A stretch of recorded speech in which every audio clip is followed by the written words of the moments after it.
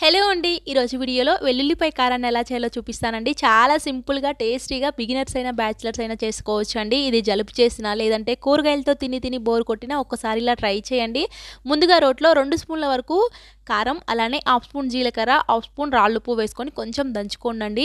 ఆ తరువాత ఇందులోకి పొట్టు తీసిన వెల్లుల్లి రెబ్బలు ఒక గుప్పెడు వరకు వేసుకొని ఈ విధంగా దంచుకోవాలి. సేమ్ ఇదే ప్రాసెస్‌లో మీరు మిక్సీ జార్‌లో కూడా చేసుకోవచ్చండి.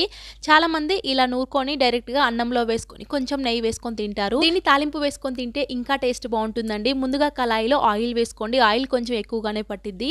ఆయిల్‌లో శనగపప్పు, మినపప్పు, ఆవాలు, జీలకర్ర, ఒక 4 మెంతులు, ఎండుమిర్చి, కరివేపాకు వేసుకొని తాలింపు బాగా ఫ్రై చేసుకొని ఈ వెల్లిపాయ కారం వేసుకొని ఒక్క నిమిషం పాటు కలుపుకోవడమేనండి. చాలా సింపుల్‌గా, టేస్టీగా చాలా బావుంటుంది. ఒక నిమిషం బాగా కలుపుకొని తీసేసుకొని వేడి వేడి అన్నంలో కలుపుకొని తిన్నారంటే చాలా టేస్టీగా బావుంటుంది. చాలా సింపుల్‌గా చేసుకోవచ్చు. డెఫినిట్‌గా మీరైతే ఒకసారి ట్రై చేయండి.